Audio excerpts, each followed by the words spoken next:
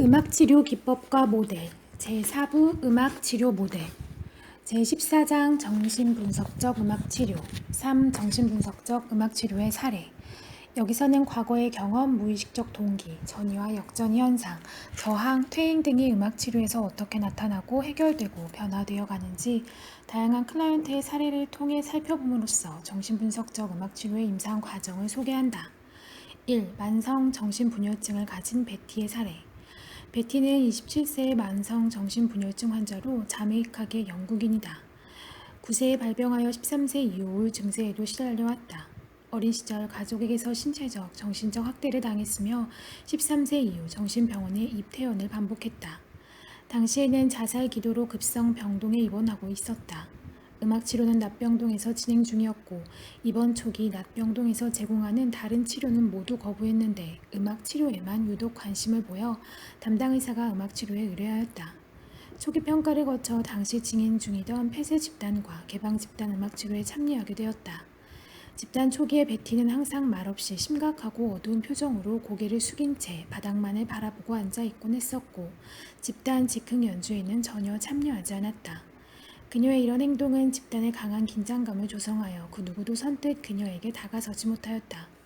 어느 날 종결할 시간이 되면서 누군가 오늘 기분에 대해 묻자 아무도 나를 걱정하지 않는다. 그 누구도 내 말에 귀 기울이지 않는다. 라며 울분을 터뜨리고 종결 시간을 무시하고 계속해서 말을 하였다. 그녀는 그 뒤로도 치료 시간에는 내내 참여하지 않다가 종결할 시간만 되면 이런 식으로 말을 하곤 하였다. 세션이 진행되면서 그녀는 연주는 하지 않더라도 점차 작은 리듬 악기에 관심을 보이며 악기들을 자신의 주변에 모으기 시작했다.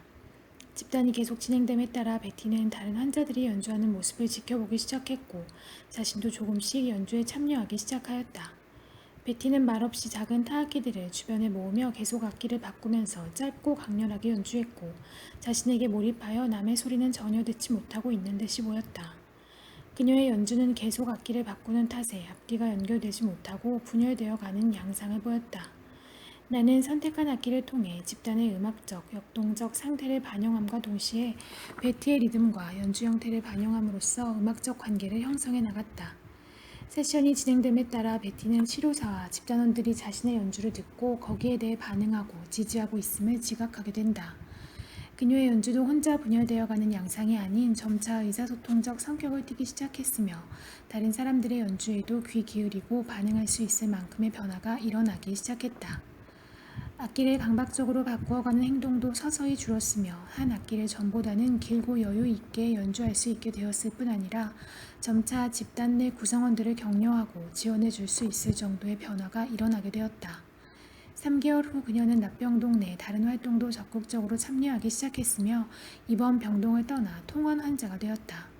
그녀는 그 후 개방 집단 치료에 새로 들어와 적응이 힘든 환자들에게 자신이 처음 음악치료에 왔을 때와 음악치료의 경험이 얼마나 자신에게 도움이 되었으며 효과적인 치료였는가를 말했고 점차 과거의 상처들을 밝힐 수 있게 되었다. 자신과 가장 가까워야 할 사람들이 자신을 이용만 하고 아껴주거나 믿어준 적이 없었다는 과거의 상처를 털어놓곤 하였다. 심지어 자신이 어린 시절 수년간 삼촌에게 성학대를 받았는데 그 사실을 밝혔을 당시에 아무도 그녀의 말을 믿어주는 사람이 없었다고 한다. 과거 성학대의 사실 여부는 그간의 세월과 그녀의 병력으로 인해 증명할 수 있는 사실은 아니었지만 나를 비롯한 납병동의 치료사들은 그녀를 계속 지지하였다. 1. 치료 과정의 해석. 베티의 사례는 치료적 관계성 안에서의 전이현상과 그것의 해결을 그리고 있다고 할 수 있다. 처음 베티가 치료에 참여할 당시 본인의 선택으로 참여했지만 치료 자체에 대한 강한 저항을 보였고 과거의 경험을 현재의 관계성에 투사하는 행동을 볼 수 있다. 프로이드와 클레이는 자기 자신이 가진 부분을 타인의 것으로 보는 자아의 인식 상태를 투사하라 하였다. 프로이드는 복잡한 투사의 진행 과정을 I love him의 감정이 어떻게 I hate him으로 변하고 그것이 어떻게 he hates me로 변하는가를 구체적으로 설명하면서 자아가 감당하기 불편한 감정이나 생각을 타인에 속한 것으로 돌리는 것을 투사라 설명하였다. 베티는 집단에서 아무도 자신을 걱정하지 않는다며 화를 내었지만 그것은 사실이 아니었다. 실제 치료사와 집단원들은 그녀를 걱정하고 있었고 집단이나 치료사에게 눈길조차 주지 않고 무언의 저항과 거부를 했던 사람은 오히려 그녀 자신이었다.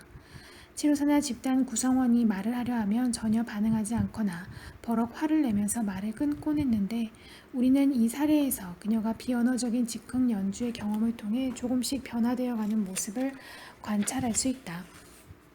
즉흥 연주 초기에 그녀는 오직 자신만의 연주에 몰입하여 분열되어가는 양상의 연주를 했지만 서서히 다른 사람들의 연주와 반응을 지각하기 시작하면서 그녀에게 근본적인 변화가 오기 시작했던 것이다.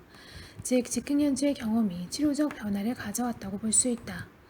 악기 선택이나 연주 방법을 통해 우리는 환자의 현재 상태가 어떻게 즉흥 연주에 반영되는지, 과거가 어떻게 현재에 영향을 미치는지, 현재의 치료적 경험이 어떻게 내면의 변화를 가져오는지에 대해 단편적으로나마 볼 수 있다. 또한 즉흥 연주 후 대화를 통해 과거의 경험을 돌아보고 자신의 재정립해가는 모습도 보았다. 여기서는 치료적 개념의 이해를 위해 매우 복합적이고 복잡한 과정을 간결하게 묘사하였으며 전체 사례가 아닌 부분 사례를 소개하였다. 2. 약한 자아를 가진 청소년 데이비드. 데이비드는 12세의 소년으로 부모가 통제하지 못할 정도로 충동적이고 공격적이며 집중을 못해 학습에 심한 어려움을 보였다. 데이비드는 정신지체하였지만 정서적 문제가 더 심각하다고 생각한 부모가 직접 음악치료에 그를 데려왔다.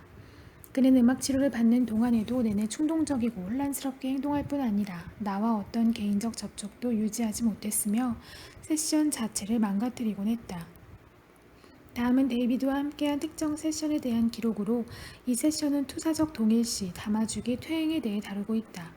데이비드는 지휘자가 되고 싶어 했고 나에게 오케스트라의 역할을 부여했다. 그는 각종 타악기와 기타, 플루트, 칸텔레를 반원형 상태로 내 앞에 늘어놓고 무엇을 연주하라고 지시하고 싶어 했다. 하지만 데이비드는 나에게 무슨 악기를 시켜야 할지 모르고 있었으며 너무 열광적으로 급하게 온갖 몸짓을 하며 내가 연주할 악기를 가리키려고 하는 바람에 스스로 혼동에 빠져 분노를 터뜨리고 말았다.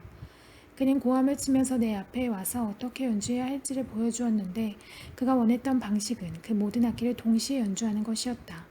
데이비드가 내게 요구한 것은 불가능한 일이었기 때문에 내가 무엇을 하든 실패할 수밖에 없었다.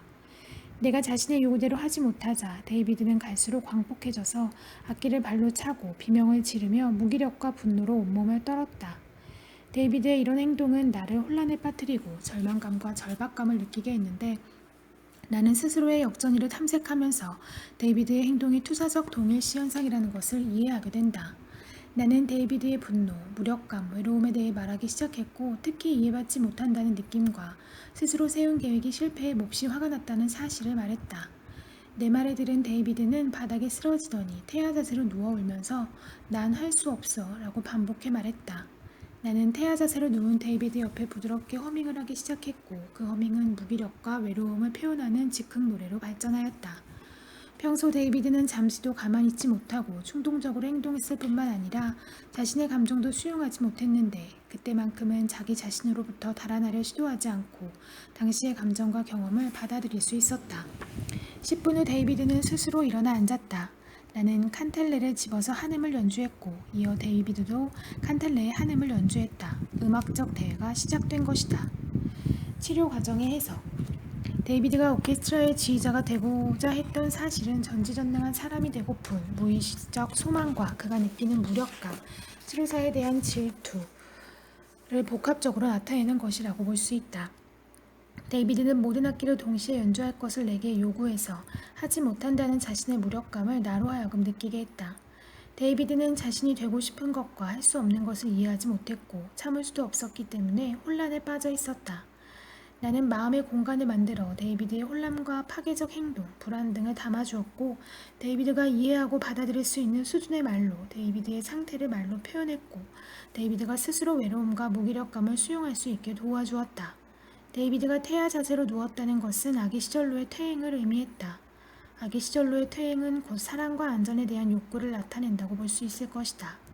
나의 허밍과 즉흥 노래는 클라이언트의 퇴행 수준에 맞춰 아기를 다독거리는 엄마와 같은 역할을 하였다. 데이비드가 일어나 앉은 것은 퇴행과 현실 사이의 이행 과정을 상징했다. 데이비드가 일어나 앉았을 때 데이비드는 스스로의 감정을 수용하고 생각하고 느끼고 의사소통할 준비가 되었던 것이다. 아직 언어 이전의 단계였지만 데이비드는 자신의 감정을 스스로 수용할 수 있었고 더 이상 치료사에게 투사할 필요가 없었다. 특히 나는 태아 자세로 누운 상태에서 일어나 앉은 상태로의 자세 전환에 주목했는데 이때 나는 클라이언트와 같이 앉은 상태였다. 앉은 상태와 직립 상태는 음악치료에서의 음악과 언어에 비교할 수 있을 것이다. 아직 대화는 가능하지 않았지만 노래와 악기 연주를 통한 의사소통은 가능했으며 말을 통해 자신을 표현할 수는 없었지만 음악을 통해 표현하는 것은 가능했다. 이것이 음악치료의 힘이다. 3. 성악대를 받은 자폐아동 마크. 마크는 정서 행동장애를 가진 10세의 성악대 피해 자폐아동이었다.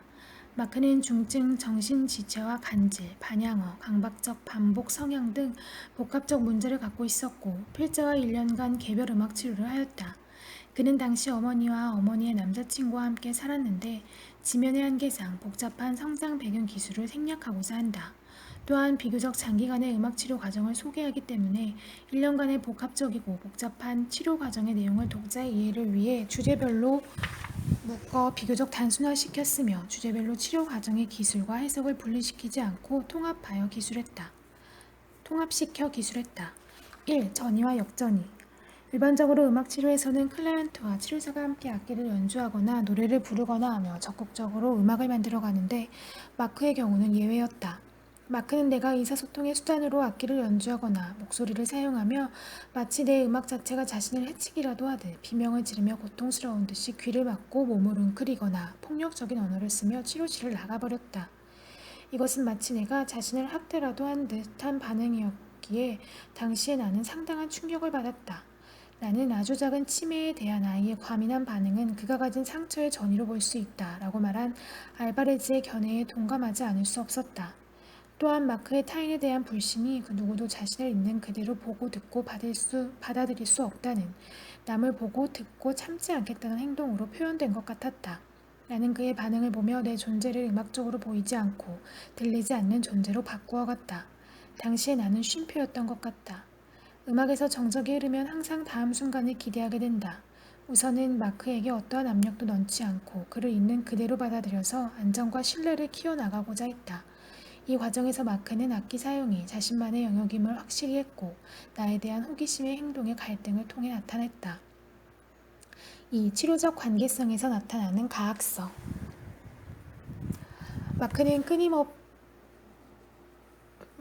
마크는 끊임없이 나를 협박하고 통제하려 했다. 비명을 지르고 치료실을 떠나거나 부적절한 신체 접촉을 시도하거나 해서 나를 심리적 무감각 상태에 빠뜨리곤 했었고 그런 후 더 강도 높은 행동, 예를 들어 악기를 난폭하게 다룬 뒤 옷을 벗어버리는 행위를 해서 더욱 심한 충격을 가하곤 했다. 처음부터 마크는 악기 연주에 관심이 없었다. 그는 심벌즈와 팀파니를 가학적으로 사용했다. 심벌즈는 조각조각 분해하고 구멍에 손가락을 집어넣고 다시 조립해 쓰러뜨리기를 반복했고 심벌즈를 받침대에서 분해한 다음 티파니를 내려치기도 했다. 티파니의 경우 심벌즈보다 크고 견고함으로 분해시킬 수 없어서 올라앉고 쓰러뜨렸다. 토스티는 자폐아들의 강박적 물체 분해와 회전 행동을 절망적 느낌을 통제하려는 시도를 본다. 마크는 악기만 조각낸 것이 아니고 하루에도 여러 차례 비상구를 통해 나갔다 들어왔다 함으로써 음악치료 시간 자체도 산산이 조각내곤 했다. 그의 이런 행위는 그 자신의 내적 상태를 나타내는 듯 했다. 마크가 지나고 난 자리에는 항상 조각난 자신과 음악치료, 악기들을 모두 모아 하나하나 다시 맞춰야 한다는 느낌이 들던 때였다. 그러던 가운데 마크와 나와의 관계에 전환점이 온다. 항상 심벌즈를 분해하던 마크는 가끔 다시 조립을 하지 못할 때가 있다. 그러면 마크는 마치 자신이 부서진 상태로 방치라도 된 듯 절막한 목소리로 나에게 고쳐줄 것을 요구했다. 마크, 진아 망가졌어. 고쳐줘. 3. 담아주기. 나는 시간이 지나면서 심벌즈가 마크 자신을 상징하고 팀파니는 때때로 학대자를 상징한다는 것을 깨닫게 되었다. 그리고 마크가 이해하고 받아들일 수 있는 수준의 말로 그의 상태를 표현해주면 그가 귀 기울여 듣는다는 것을 알게 되었다. 시아소는 치료적 상황에서 과거의 상처가 반복 재현되는 것은 의사소통의 의지로 보아야 한다고 했다. 그의 이러한 행동들 또한 내게 자신을 알리고자 하는 시도로 보아야 할 것이다. 내가 점차 그를 이해할 수 있게 되고 담아줄 수 있게 됨에 따라 악기를 학대적으로 사용하는 일은 줄어들었다. 그 예로 그는 심벌즈를 쓰러뜨리되 심벌즈가 마루에 닿기 전에 붙잡아서 보호하기 시작했다. 나는 마크를 이해할 수 있게 됨에 따라 무엇보다도 견고한 한계를 제공하는 것이 중요하다는 것을 깨달았다. 예를 들면 마크가 비상구를 통해 나가려 할 때마다 마크에게 남아있을 것을 요구하는 것이 그것이다. 처음에는 고함을 치고 나가버리던 마크가 참을성을 늘면서 비상구를 통해 나가는 일이 줄어들었고 또한 나가고픈 충동을 느낄 때마다 허락을 받으려는 시도를 하기 시작했다. 4. 달라붙은 동일성. 마크가 나를 받아들이기 시작하면서 언어로 그것을 나타내기 시작했고 강박적으로 우리의 서로 다른 머리색과 나의 안경에 집착하게 되었다. 항상 나의 안경을 벗기려고 노력했고 안경을 못 만지게 할 경우 극도로 불안해하면서 난폭해지곤 했다. 마크의 요청에 따라 안경을 잠시 벗으면 진정이 되고 그의 요구를 받아들이지 않으면 나는 내 안경을 벗고 싶어. 나는 검은 머리를 하고 있어. 라고 말함으로써 진아를 마크로, 마크를 진아의 연장으로 만들고 싶어 했다. 후에 함께 연주하게 되면서 마크는 자신이 연주하던 악기를 내가 연주하는 악기에 기대어 맞물려 놓곤 했다. 마크, 붙었어. 고치지 마. 영국의 대상관계학파의 아동 심리치료가들은 실제 치료사가 자폐아들의 자아의 연장으로 행동해줄 필요성을 인식하고 이에 관한 자폐아들의 심리를 분석했다. 5. 즉흥 연주의 시작과 발달의 의미. 마크의 참을성이 늘어남에 따라 조심스럽게 마크를 향한 나의 음악적 반응도 증가했다. 어느 날 마크가 무심히 라디에이터를 두드리고 있었다. 마크가 멈추었을 때 나는 마크의 리듬 그대로를 탁자에 반복하였다. 마크는 멈추지 않고 자기를 따라하는지 듣기 위하여 계속 리듬을 바꾸어갔다. 심지어는 흥분하여 방 안을 돌아다니며 벽과 창문을 두드리고 발을 구르고 하였는데 기본적 리듬과 소리의 질을 바탕으로 한 이 같은 소리의 교환은 우리의 음악적 관계의 전환점이 된다. 비슷한 형태의 소리가 계속 교환되자 끝날 무렵 작별 인사를 함께 연주하자고 제안하면 항상 안 돼 라고 먼저 대답한 후 조금 있다 스스로 왜 안 되지? 라며 반문하기 시작했다. 악기는 항상 혼자만의 것임을 확고히 했던 마크가 갈등하기 시작한 것이다. 그리고 드디어 우리는 작별 인사를 함께 연주할 수 있었다. 악기를 함께 연주하면서 마크는 악기의 소리가 의사소통과 자기 표현의 수단이 될 수 있다는 것을 깨닫게 된 것 같았다. 한 예로 마크는 비명을 지르거나 고함을 치는 대신 나에게 종을 울림으로써 불만과 경고를 표시하게 되었다. 차츰 음악을 함께 연주하는 것에 익숙해지면서 우리는 서로 다른 악기를 선택하여 연주하게 된다. 마크는 주로 팀파니와 심벌즈를 연주하면서 자신이 소화해내지 못하는 폭발적이고 광기 어린 감정들을 연주를 통해 표출하게 된다. 음악은 이러한 그의 정서를 표현할 안전한 매개체가 되어준다. 어찌 보면 몹시 위압적이고 과학적이라고까지 할 수 있는 그의 연주를 들으며 나는 본능적으로 마크를 압도해서는 안 된다는 것을 느끼고 부드러운 음색을 가진 베이스 자일로폰을 선택했다. 자일로폰의 경우 음에 한계가 있고 부드럽지만 여운이 남는 음감을 지녀 마크의 폭발적인 연주에는 완전히 파묻혀버리지만 악기 자체가 견고하고 튼튼하면서 크지도 작지도 않은 사이즈였기 때문에 마크를 압도할 염려가 있었다. 또한 그가 조금 작게 연주를 하거나 쉬고 있을 때 언제나 그 소리를 들을 수 있었다. 마크는 반복적으로 폭풍이 치듯 연주한 뒤 잠시 멈추고 나의 연주가 계속되는지 듣곤 했다. 나는 마크에 비해 작게 연주하지만 지속적으로 차분히 연주함으로써 그의 폭발적인 연주에 살아남을 수 있음을 알리고자 했다. 이러한 연주를 계기로 치료를 시작한 지 6개월 만에 처음으로 마크는 함께 연주하자고 먼저 제안해왔다. 마크는 자주 내 말과 연주를 가로지르며 팀파니와 심벌즈를 연주했고 나는 그의 연주와 대조적으로 멜로디에 바탕을 둔 실로폰을 안정감 있는 박자로 연주했다. 프리스틀리는 음악치료 안에서 모든 음악 현상은 우리 내면 세계와 유사할 뿐만 아니라 우리 정신 세계를 반영한다고 했다. 나의 연주를 지워버리는 마크의 폭발적 연주는 소리의 학대와 횡포에 가까웠다. 또한 음악 안에서 나라는 존재는 끊임없이 피해자가 되었다. 이것은 곧 음악에서 일어나는 전이와 역전이의 현상이고 마크는 음악 안에서 자신이 학대자가 되고 나를 자신이 견디기 어려웠던 힘없는 피해자의 위치에 놓고 과거를 반복하고 재현했다. 알바레즈는 학대받은 아이들이 치료자 또한 학대한다는 것을 밝히고 이 경우 치료자의 생존 여부가 무엇보다 중요함을 강조했다. 내가 규칙적인 리듬과 차분한 멜로디를 유지한 것은 나의 생존만이 아닌 곧 그의 정신적 생존을 위함이었다고 보아야 할 것이다. 시간이 지남에 따라 그는 더욱 강박적으로 나를 자신의 연장으로 보았다. 마크, 나는 내 안경을 벗고 싶어. 진아는 내 안경을 벗어야 해. 치료사 마크, 진아는 마크를 위해 여기 있지만 마크와 진아는 같지 않아. 마크, 안 들려. 진아가 자신을 거부한다고 느끼면서 마크는 흔들리기 시작했다. 예를 들면 마크가 아프리칸 쉐이커를 흔들며 말했다. 이건 등불이, 마크, 이건 등불이야. 치료사, 등불이 흔들리는구나. 곧 나는 도리안 모드를 이용해 등불이 흔들리고 있네 라는 즉흥 노래를 마크의 박자와 리듬에 맞추어 불렀다. 그러나 그는 두 소절도 못돼 악기를 떨어뜨리는 것을 계속 반복했다. 또한 시간이 지남에 따라 음악치료의 모든 것을 거부하기 시작했다. 악기를 전부 치워버리고 이제 음악은 그만, 놀이도 그만 이라고 하여 한동안 정적이 흘렀다. 그때 나는 가슴 깊이 슬픔이 전달되어 오는 듯한 느낌을 받으며 조용히 즉흥 노래를 불렀다. 지금까지는 나의 존재와 연주를 거부해오던 마크가 웬일인지 가만히 내 노래를 들었다. 그리고 노래의 마지막 부분에서는 같은 조성의 한 옥타브 아래에서 중얼중얼거렸다. 이것은 내 노래에 따른 무의식적 반응이라고 할 수 있다. 말로는 더 이상 참을 수 없다. 1분 안에 나가겠다. 며 실제 감정적으로는 나와 동참하고 있었고 나를 자신과는 다른 객체로 받아들이기 시작했다는 것을 의미했다. 음악은 이런 내면의 패러독스를 담을 수 있다. 알비는 음악 치료가 자폐아의 내면 세계와 외부의 현실 세계를 연결시키는 다리 역할을 할 수 있다고 했으며 나는 이 경험을 통해 마크와의 연결점과 발전 가능성을 확인했다. 좋은 어머니의 역할을 치료사의 역할과 연결시킨 위니코트는 아기의 성장을 위해서는 어머니가 적절한 때 아기와 빗나가는 것도 중요하다는 것을 밝히면서 인간의 정신적 성장에는 좌절과 실망이 필수적으로 따른다는 것을 강조했다.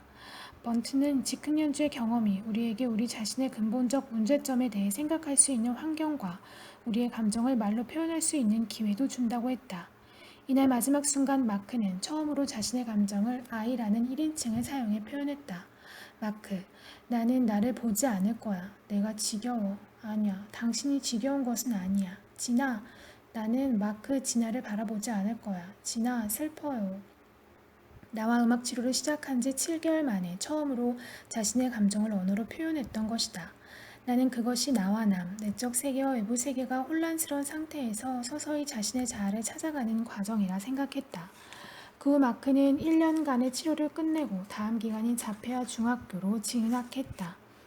마크와의 마지막 학기는 우리 두 사람 모두에게 가슴 아픈 시간이었다. 그는 마지막 학기 내내 너무 늦었어. 당신은 내 마음을 아프게 했어. 라고 말하며 자신의 힘겨움을 내게 표현했다. 시간이 얼마 없음을 아는 그는 음악적으로 더욱 적극적이 되었고 악기를 더 이상 강박적으로 분해하거나 학대하는 일들은 거의 하지 않았다. 치료센터에서의 스태프들도 마크의 행동이 많이 안정되고 공격성이 현저히 줄었으며 사회적 반응이 눈에 띄게 나아졌음을 인정했다.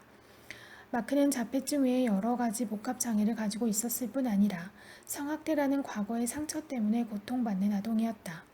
음악치료는 과거의 재현과 재구성을 가능케 하였을 뿐 아니라 현재의 경험으로 과거의 상처를 치유하고 자신의 자아를 찾아갈 수 있게 했다고 본다. 4. 정신분석적 음악치료의 한계.